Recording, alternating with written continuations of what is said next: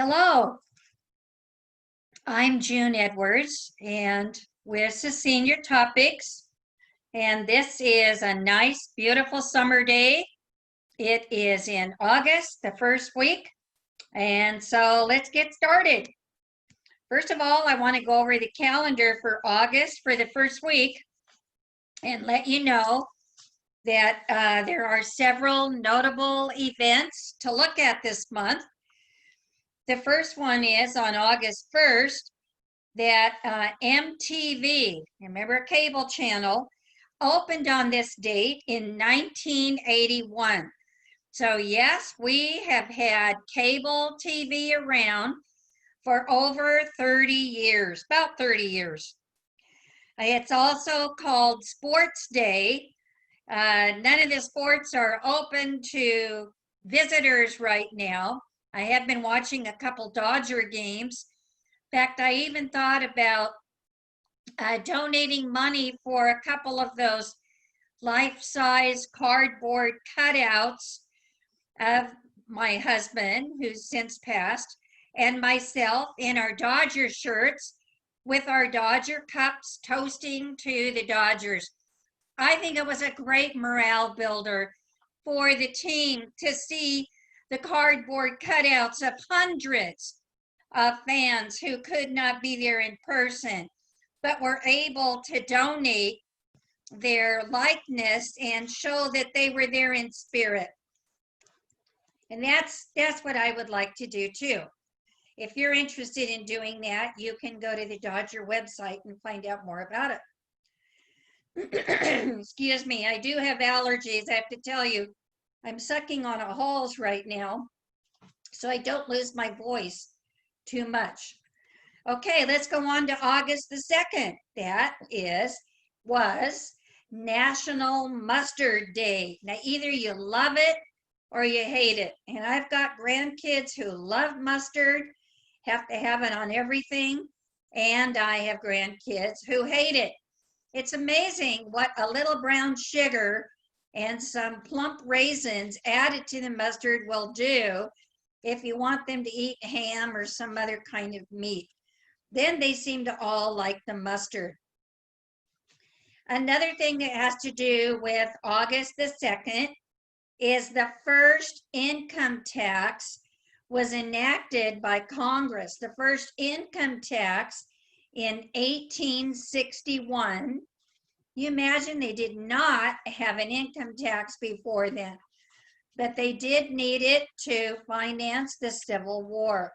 And then after the war was over, after the debit was paid, they got rid of it for about 40 years until World War I, and then they had to get it again. It is also another ice cream day. Now in July, we had ice cream day and we had ice cream cone day. Well, you know, it's hot in August. So August 2nd is officially known as National Ice Cream Sandwich Day. And it's so much fun to make thin cookies and then put a dollop of ice cream in the middle and chow down on it as an ice cream sandwich. The third is known as American Family Day. Now you're living in a facility, so your friends there are your current family. And hopefully you're enjoying one another. You're able to start conversing in limited amounts. Just remember social distancing, the mask, wash your hands. We've all heard that many, many times. August 3rd is also National Watermelon Day. Oh my gosh. My kids, my grandkids inhale watermelon. that is the truth. Now, one of our branches of this service is recognized on August 4th, and that is Coast Guard Day. You know, when they used to play the medley of the armed forces, and they'd have you stand for the Navy one and stand for the Air Force and all of that, they didn't even think about adding the Coast Guard because originally The Coast Guard was part of the transportation services. And more recently, I would say since 911, they are now regarded as armed forces because they're so important to make sure nobody sneaks in a bomb or narcotics or other things or illegals or whatever they're out there looking for. And if a boat is going down, who's the ones that come out and rescue them? It's the Coast Guard. So they're very, very important to patrol our waterways. I'm looking over here at the 7th of August. That is Betty Boop Day. Remember Betty Boop in the cartoons from the 1930s? Boop, boop, ba-doop, ba-doop, boop. And she wears her little polka dot dresses and just a really cute little character, and she sings, and she's kind of glamorous looking, and she's not afraid of anything or anybody, and she has cute little dog, and she likes little kittens. And I had a stepdaughter who loved Betty Boop, and for years I got her Betty Boop purses and notebooks and all kinds of fun little jewelry until she said one day she was over it. I think that's when she turned 30, though it lasted a while. Maybe you're still a Betty Boop fan. I'm going to give you one more. The Dollar Day. The United States currency, the dollar, was created in 1786 on August 8th of 1786. And what's interesting is that before that, they have found people like George Washington in his memoirs, in his account books, and he kept good accounts because he owned a large scale plantation, a farm in Virginia. They would pay with gold pieces from Portugal. They would pay with British currency. They would use whatever they had, even money from France. But then in 1786, the dollar was created. So let's go on and take a look at that. I want to talk a little bit about our money. Money, I know, can be a hot button for a lot of people. They don't really want to talk about it. Studies show that that's one of the things couples fight about the most. And it's probably true. Looking at the United States national debt and our deficit history, the end of June and the beginning of July and then into August, the government is looking at the debt, and they're looking at their budgets, and Congress, of course, has to pass budgets. And right now they're trying to pass some other costly measures to help people who are unemployed because of the COVID-19 shutdown. Well, we've had 200 years of government debt. In the century after Alexander Hamilton refunded the debts of the Revolutionary War with a federal debt to pay for it, the US only went into debt to pay for wars. And then in the 1930s, that all changed. That was the administration of President Franklin D. Roosevelt. He wanted to get the nation out of the Great Depression with federal borrowing, and he set up many, many programs to establish electricity in the southeastern states that didn't have it, the Tennessee Valley Authority. He put many young men in their 20s and 30s to work with the CCC, the Conservation Corps, established many national parks and hired people to take care of them. He had roads built, and he had many other worthwhile projects, but it put us into federal debt. And so the problem is that we also went into debt during our Civil War. You see, by the 1830s, the Revolutionary War debt had been paid off. It took about 25 years. But then that was just in time for the Civil War. And that's when the federal debt climbed up again to 33% of our gross product, GDP. But the Civil War was paid off in the next 35 years. It was paid off by the turn of the 20th century. Well, let's look at closer to home. In the fiscal year 2013, the federal government spent $3.5 trillion. That amounted to 21% of the nation's gross domestic product, or the total value of goods and services a country produces in a year. Of the 3.5 trillion, nearly 2.8 trillion was financed by federal revenues.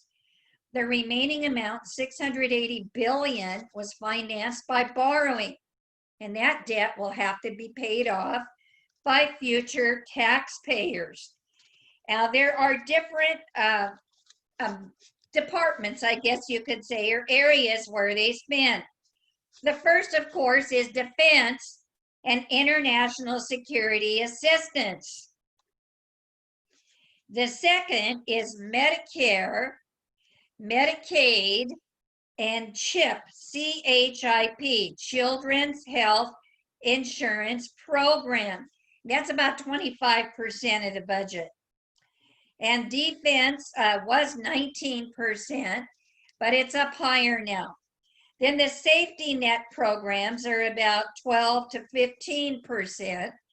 And that's programs with health insurance, Social Security benefits, which they say are going to be used up by 2025. So they're going to have to come up with a way to keep that one going. And safety net programs with food stamps, which they call by other names, and other ones. So I have a chart that shows the debt from 1900 to 2016. I want you to take a look at this. And the biggest debt, of course, was after World War I, and then the recession in 2007. And you look at this, and in 2014, the Congressional Budget Office released its annual long-term budget outlook. Every year they've been saying we're getting further and further and further into debt. And you can see that the Depression itself is not what really caused a lot of the debt. It's more like when we go to war. So that's kind of a problem. But I think what really hurts us is the interest payments on the debt. Now, after World War I, they suspended a lot of the interest, but of course it's built up since then. It's been 100 years. And this is from 1900 to 2000. And you can see that the deficit and the interest is pretty bad. I want to make sure you can see this. I'll hold it still. And you can see it. The gross public debt, that's the green one. And the you look at how it goes. So we've got pretty high debt right now. Now, what happened in the last 4 years, we lowered some of the corporate taxes and some of the individual taxes so that people were encouraged to spend more money.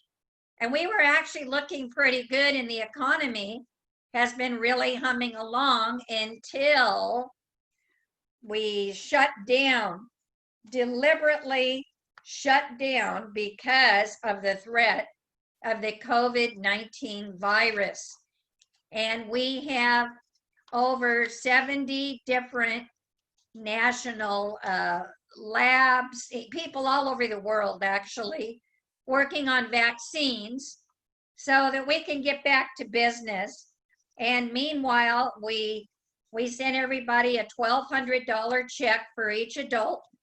So that would help them. And the unemployment, it went sky high in March, April, and May. Then the economy started reopening, and the economy was coming back up again, up, up, up, up. And then we had a lot of people go out and march and protest, which is their right. And that started off a second wave. And now there's people out on vacations doing road trips or traveling. And that is making the thing go back up again. So we are really hoping to have a vaccine very, very soon. The outlook for the budget will depend on how soon we get businesses open. In June, 75% of the businesses had reopened. Some of them have shut back down again. California and Washington State, Oregon, were considered hotspots, especially in Southern California, for the virus. So we've had to shut down or close down restaurants, indoor restaurants, and indoor churches.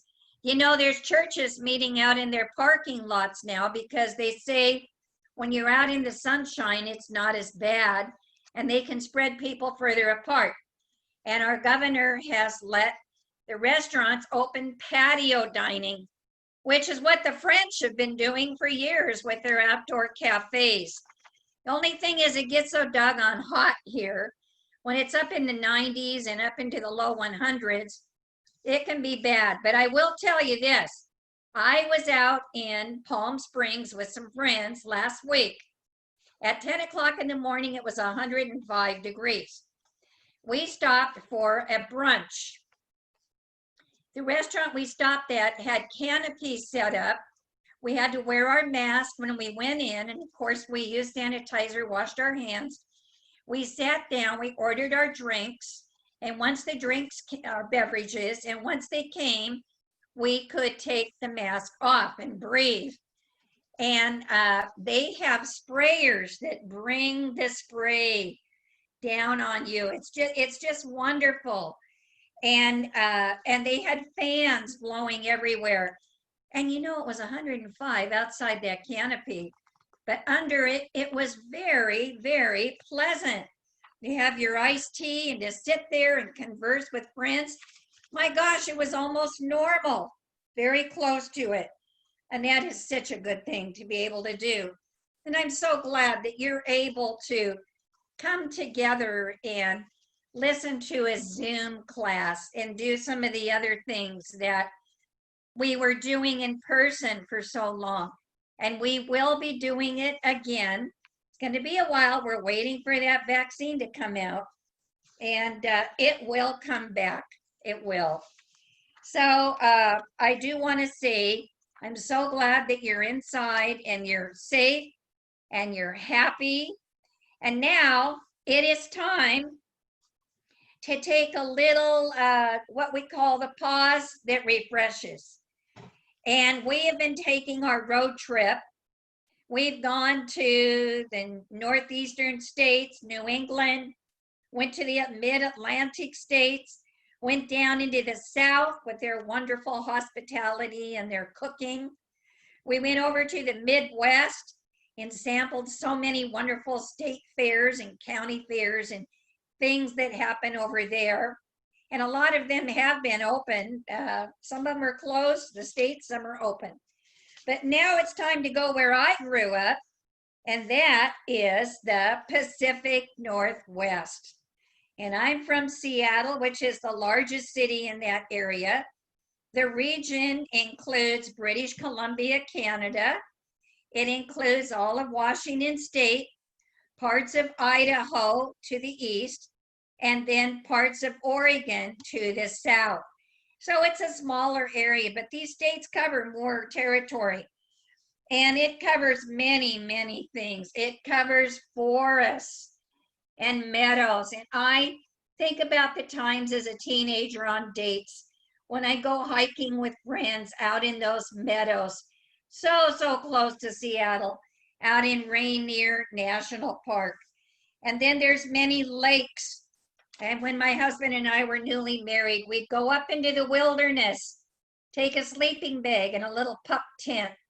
And it did not bother us at all. Camping, we even went up in the snow. Oh, to be 21 again and to be able to do so many of these fun things. Here's a picture of Mount Adams Wilderness.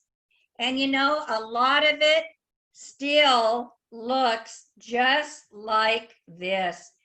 Feast your eyes on the beauty of these mountains. When you fly up to that area from the airplane up at 32,000 feet, you see what's called the Three Sisters. Mount Hood in the south in Oregon. Then you see Mount Adams off a little bit to the east. And then it used to be St. Helens, and we'll talk about that in a minute. And then you see Mount Rainier. And there are other mountains too. There's two main mountain ranges, the Cascade Mountains in the middle of the state of Washington and Oregon and up into British Columbia. And it's much drier on the east side. On the west side, you see the Olympic range, and that is over by the ocean to the west. And you see plenty of fresh water.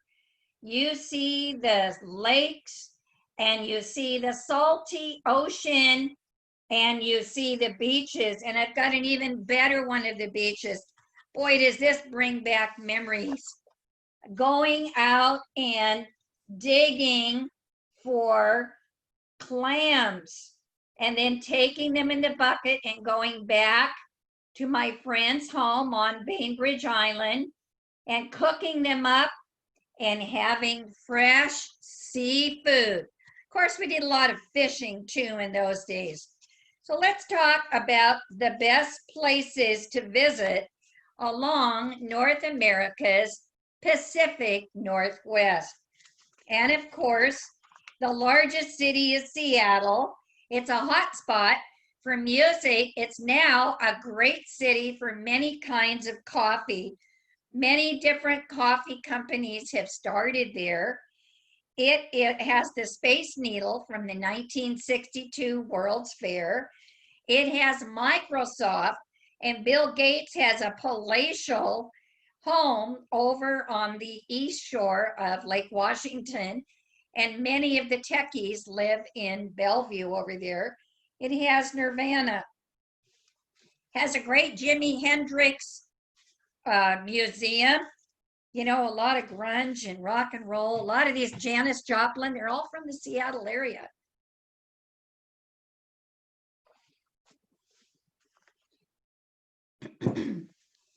I could talk about a lot of the music scenes. Excuse me. Washington State has the second largest amount of wineries and breweries in the nation. They started Rainier beer, Olympia beer, so many other kinds, not to mention some of the best seafood in the U.S. From the city to the mountains to the beaches, there's so many things to go and see there. Mount Hood, Northern Cascades National Park, Crater Lake National Park. I have a picture of that. Let me show you that one. That's in Oregon. Went there on my honeymoon. Crater Lake. Look at that. There was a big old explosion from a volcano, and then it filled up with water. Nobody has been able to measure exactly how deep it is. This is summertime. You can hike around the rim. We went in February, and we went snowmobiling and sledding, and look at that. It's just the most gorgeous place. Has over 500 lakes and ponds, over 300 glacier top peaks in the Cascades National Park, and it has the Columbia River, one of the largest river systems in the western United States. You can go camping, hiking, climbing, biking, boating, fishing, and one of my favorites, horseback riding. Just watch out for those gigantic horseflies. If they bite the horse or you, ouch, that can get you really riding.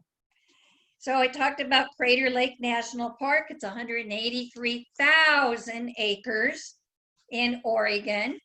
In the Oregon coast, with its untamed beaches. Oh, we would climb the rocks. We would climb the logs that came down from the lumbering, and lots of logs were washed in by the ocean. We would find all the different seashells. It's such a great place to take your children, your grandchildren, and your great grandchildren.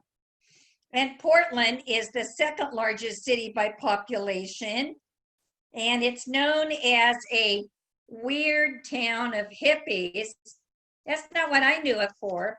There is a 4-story high bookstore, independently opened, and it is a maze of different rooms. And the clerks all know exactly what title you're looking for because they've all worked there forever. And you go up and down little creaky stairs and into all the different rooms, and you can look at so many different books. What a wonderful place. And then back to the ocean, Olympic National Park has over 70 miles of coastline. And I want to show you something else besides the beautiful mountain views. And if you're a painter, you can get one of their catalogs or calendars, excuse me. So here is the Olympic Mountains. And then over on the ocean side, a cold weather rainforest. I can remember taking the kids there and running through the trees and playing hide and go seek and just having such, and we had to wear ponchos. They give you a poncho at the entrance and you have to wear it because it rains every day. And veterans from Vietnam would go back in there, a lot of them, and play war games. And then, of course, the wildlife, deer everywhere, whether it's the Rainier National Park, Crater National Park, or if it is the Olympic National Park, and many state parks. Now there's another area, and this is into Canada, and it's nice to take a ferry boat and go up there. It's a 3-4 hour ride. And then Victoria is the oldest city in the Pacific Northwest. It is the capital of Canadian province, British Columbia.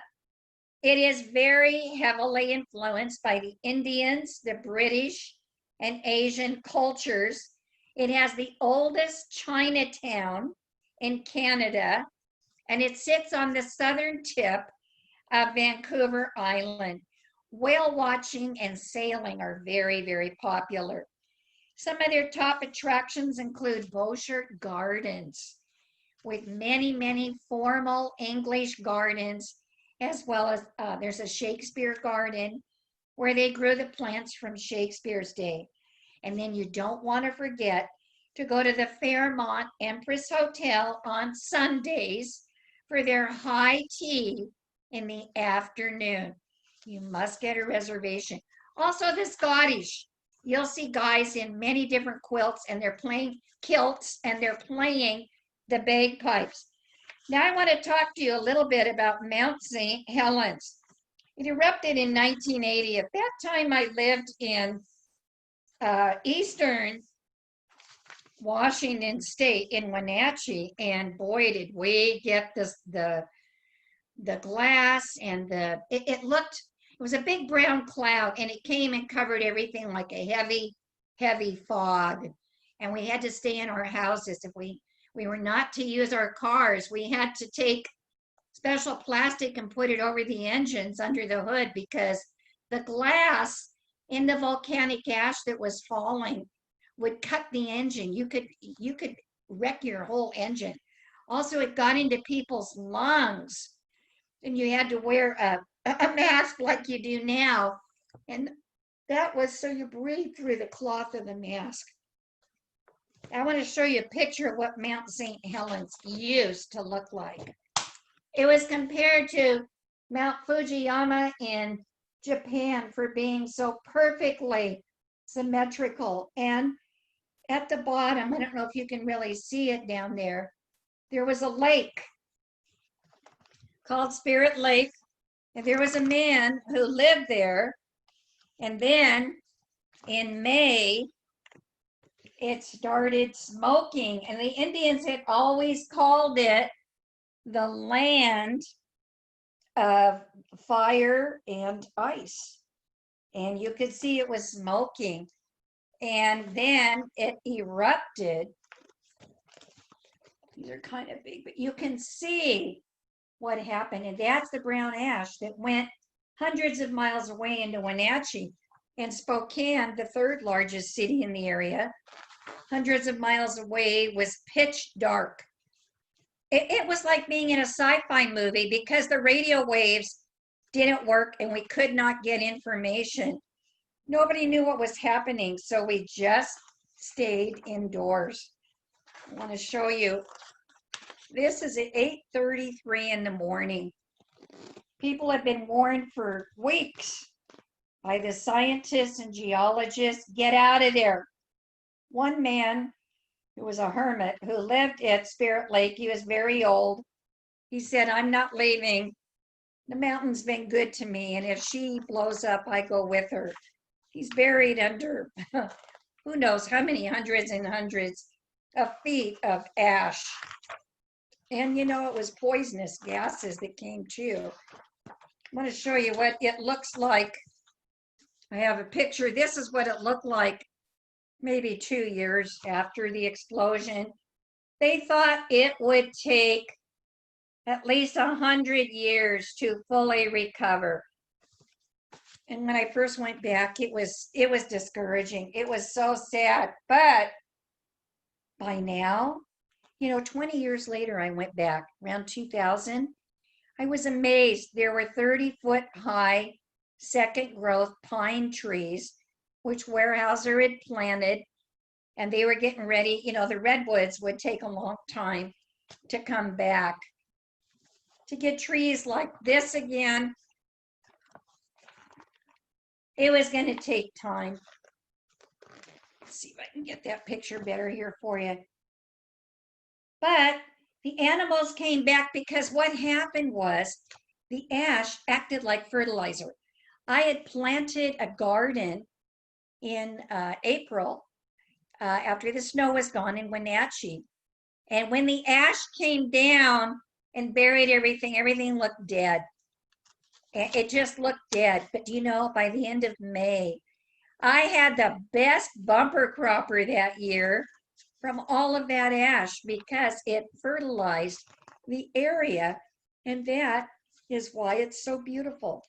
But we do have to worry because there's lots of other volcanoes, not as active as Mount St. Helens, but even Mount Rainier. They're so close to Tacoma, Seattle, Portland. So, we have a big populations up there. We also have the earthquakes up there because it's along the Pacific Rim. So I wanted to just end by telling you some fascinating facts about the Northwest that you might not know. And I lived there for so many years after I grew up and went to school there. I lived there for many years.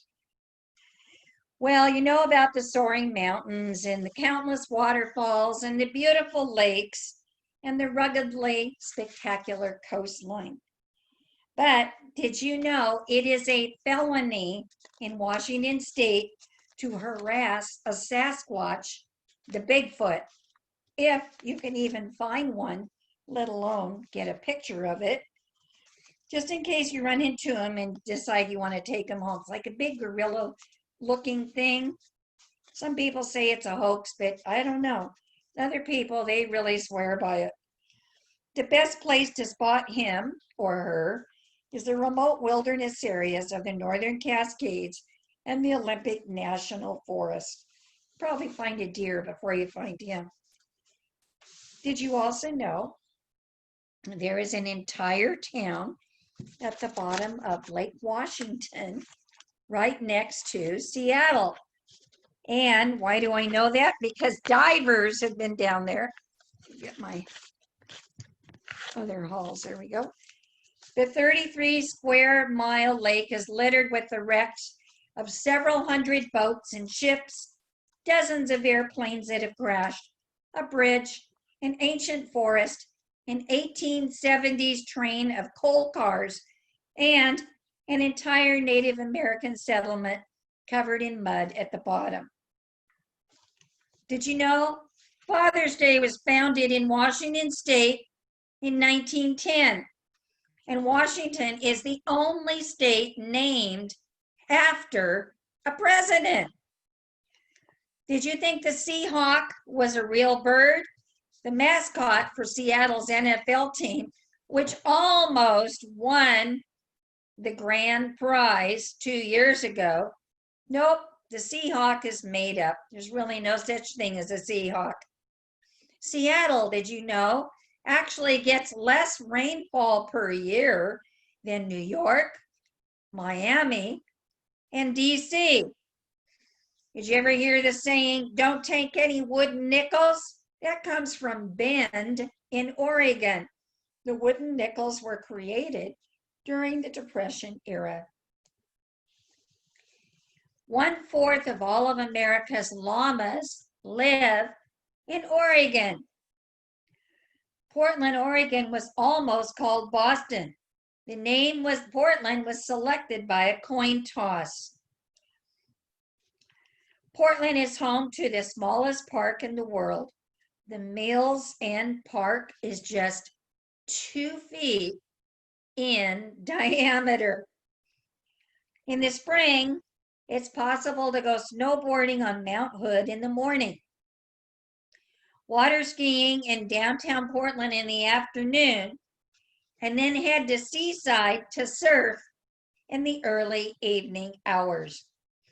And there are more hot springs in Idaho than any other state, 340 of them.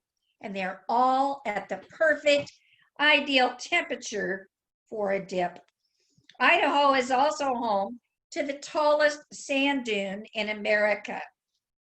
And Idaho's Hell's Canyon is the deepest river gorge in North America at 7,993 feet. It beats the Grand Canyon, which is only 6,000 feet deep. Well, it's going to be time to end our road trip next week. Next week is our last week with summer quarter, and then we start the fall semester the following week after that. So next week, we'll be leaving the Pacific Northwest and all its wonderful seafood, and we are going to be heading back down to the Southwest, and then we'll come home to Southern California. Have a great rest of your week. I so enjoyed getting together with you, and I look forward to the day when we can all be back together again. And that's what I want to say. So goodbye, everybody. Stay cool, stay calm,